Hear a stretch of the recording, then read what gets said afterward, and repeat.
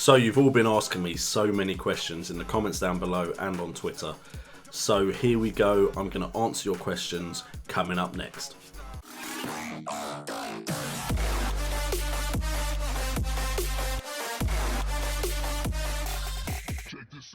What's up guys, and welcome to JNO United, bringing you the best in football news, entertainment and games. And today we're going over subscriber questions. It's been asked for, I'm finally getting to it.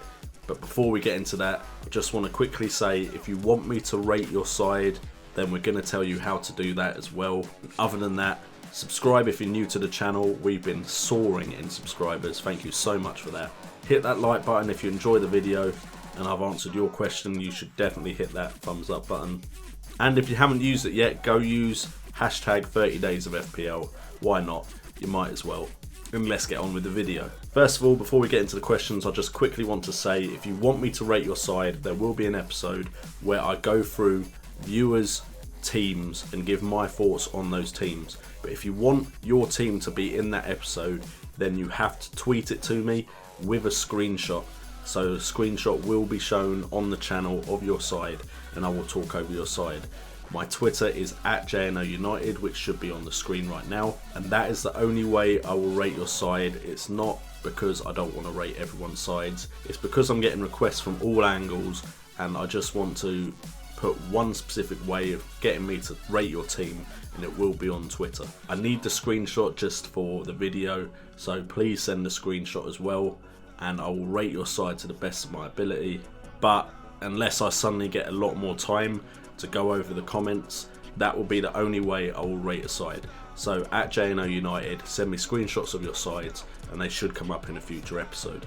But let's get on to viewer questions. Now the first question comes from Aaron Metz and he asks, does Cech and Foster sound good? And then he says, or Cech and Gomez. Those two pairings of two keepers sounds amazing. Cech is going to get you clean sheet points. It's probably set in stone. I can't see how Arsenal are going to be that weak defensively compared to every other season where they've been pretty strong. Cech is a good goalkeeper, so 5.5 million, you should definitely be getting points off of Cech. As for Gomez and Foster, last year Gomez has clearly shown that he can be a good keeper in FPL, and Foster has also done the same consistently. The only problem with Foster is he has been a bit injury prone at times, but of course it sounds like you've already got a second choice, so you could start with Foster. I believe West Brom's fixtures aren't too bad, and then if Foster does get injured, you can swap him out for Gomez. It looks like you've got your goalkeepers sorted for the season. The only thing, I believe they're both 4.5 million and Cech is 5.5 million, which puts you at 10 million for your goalkeepers. That's a bit more than I'd be willing to spend, but you are pretty set as far as the season goes for your goalkeepers if you pick those two. So definitely two good choices. If Cech was cheaper or Foster and Gomez were cheaper, then I'd be saying go for it. If Gomez was 4 million, I'd say definitely go for it. But it is a little bit more than I would spend on keepers. Now, Ginger Stone Gaming asks, will Mandanda be a good choice? Now, I can't see Palace having spent money on Mandanda and not planning on having him as their first choice keeper. Wayne Hennessy would have been a good choice if Mandanda hadn't gone to Palace, but I believe Mandanda will most likely be the first choice keeper. Crystal Palace aren't that known for their clean sheets, but they are improving their side. They've got James Tompkins in now. I'm assuming he will go in next to Scott Dan. They may be more defensively solid this season. I'd imagine they will be. I believe Mandanda is probably just an improvement on Hennessy. I think Hennessy's underrated and was a very good goalkeeper. But Mandanda, Tompkins and Scott Dan, that sounds like three players that could start getting clean sheets if they start to get an understanding together. So Mandanda could be a great choice. At the moment he is sitting in my side as well, so I suppose I'm putting my stamp of approval on him for now, but I will be watching pre-season. Hennessy still could prove to be a better choice. He could prove himself pre-season and maybe Mandanda wouldn't start. You never know. Keep an eye on it, but Mandanda does sound like a good choice. Next up it's Tom Bennett, and Tom Bennett asks, would you ever consider doing a series on Sky Sports fantasy football? Now, I personally would love to have the time to focus on lots of different types of fantasy football. Sun Dream Team was actually the first fantasy football game I took seriously for a prolonged period of time, and that was the World Cup 2014 Sun Dream Team game. Probably because I was doing quite well against my mates, That was the first fantasy football game I took seriously in 2014.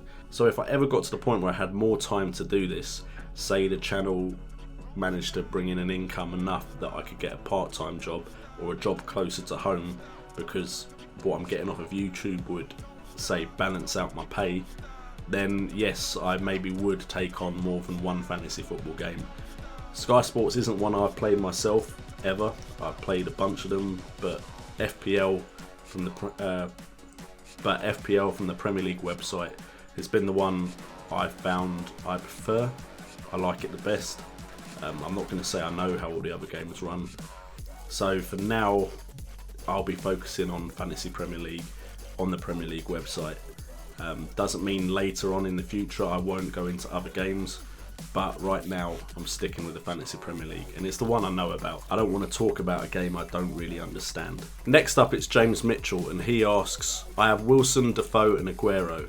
Any help? Well, Aguero is a safe choice, so I'm not going to say anything that I haven't said about Aguero previously. If you watched yesterday's video, I actually go into how I think Aguero is one of the safest choices as a striker, and he's in my starting lineup at the moment. So not really much to say about Aguero that hasn't been said by loads of people before.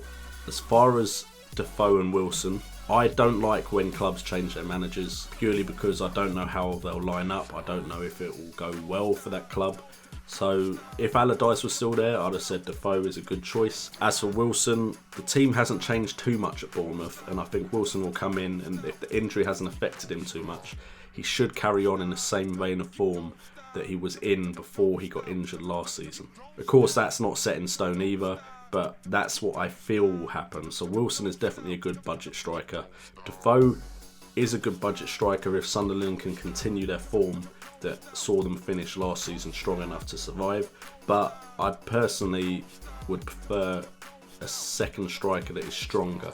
Maybe a Giroud, maybe a Lukaku, or maybe even someone like Shane Long, who isn't more expensive really, but is at a side that should historically do better than Sunderland, and that's Southampton. So it wouldn't be the three I'd go for. Aguero and Wilson, I think both of them are in my side at the moment, but I then wouldn't have Defoe as well. Now it depends. If you think your midfield is going to get you enough points to make up for that fact that you've got two budget strikers, then go ahead and do it. But me personally, I would prefer a mid-price striker option in that lineup. The next question is a very similar question. Ole Gunnar Solskjaer. Wow, I'm getting some big names subscribed to this channel. Jose Mourinho subscribed. Now Ole Gunnar Solskjaer. I'm really having an impact.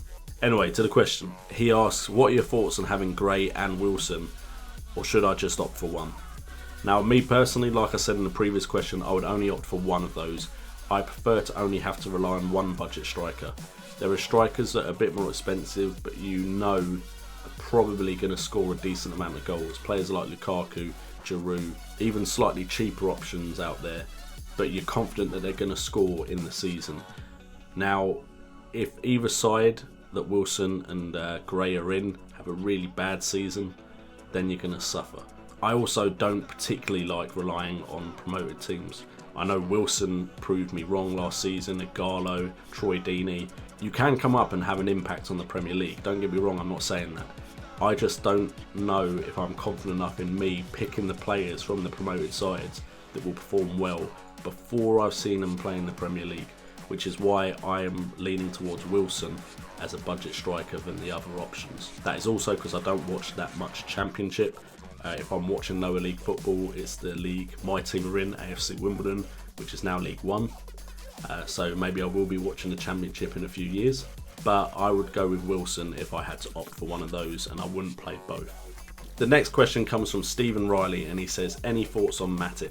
He brings the stat that he's scored 3 goals in 5 of his last 7 seasons. Now, for me personally, when you've got a defence with Moreno in, if Moreno is playing, I feel that his underlying stats suggest that he will have a season where he scores points this season. Last season it didn't really happen, but his underlying stats were crazy. I'm not saying don't go with Matip, but my personal lean would be towards Moreno at the moment. That also being said, I would like to wait and see how that Liverpool defence shapes up. They weren't that reliable last season, although they did get clean sheets at times, and sometimes the defenders scored. They weren't reliable in the fact that I knew what to expect off of them, and I have a bad history with Liverpool players. I don't know why, what it is, but if I pick a Liverpool player, they're probably not going to do that well. So if you keep an eye on my team, just pick the Liverpool player that I don't have. I've even been asked by FPL pundits not to pick Liverpool players because they support Liverpool. So I'm not the person to ask about Liverpool players. I've never had a good track record when I've picked them. Matip definitely is someone that could score goals. He's shown that he is a defender that can be a threat in the box, but I would wait and see on that personally. Vignesh Murali, I apologise if I've said that wrong, I'm not good with foreign names, but he has asked when is the second draft video coming out. Hopefully this week. It is something I'm recording today, some point after this video, so hopefully you will be seeing the second draft of my team. I'm happier with it than I am with my first draft, but I'm not happy with it, so it will probably change again, but second draft video will be coming out soon, so make sure to check that out. And then finally for today, and there will be a second FPL Q&A video coming up this week as well, so if your question hasn't been answered in this video, it should be in the next one. But the next question and the last question is from Hello Sir Chris. And hello Sir Chris, nice to see you around again. Now he has asked, do you think Shaqiri would be a good pick, seeing as some players have a good second season? Now it is true, some players actually take a season to kind of gel, get used to the Premier League. Different leagues play differently. So Shaqiri could have a breakout season this year. Now his price hasn't changed too much because he didn't do amazing last season, but there were signs of quality and he showed it in the Euros as well. He is a player that could have a breakout season, definitely. I'll be keeping an eye on it because Stoke look to be buying good players. They look to be trying to play an attractive type of football which creates chances. So Stoke are a side I'd keep an eye on. They're one of those sides that are mid-table-ish but can go through parts of the season on really hot form. They had a period, I think around the Christmas period, where they were absolutely amazing, beating some of the big sides, and Arnautovic, Shaqiri, they had players that were scoring points and good points at that against difficult teams. So I would definitely keep an eye on Shaqiri. This could be the year he breaks out, but it could also be the year where he just has another whatever season. Arnautovic for me is a safer choice than Shaqiri, because he's been in the league for a while now, but again it's another wait and see. I don't think Stoke's fixtures, opening fixtures, are that favourable, so I wouldn't take a punt on him, but definitely keep an eye on him, and if he starts to show any signs of the player we know he has been in World Cups, in Euros, and when he was at Bayern Munich, then he's definitely someone you should bring into your side quickly if he's going to have that good season, because then he can raise the value of your squad. Anyway guys, that's the end of today's FPL Q&A. Thank you so much for tuning in as always. I've been JNO, you've been awesome, and remember, it's all about the game.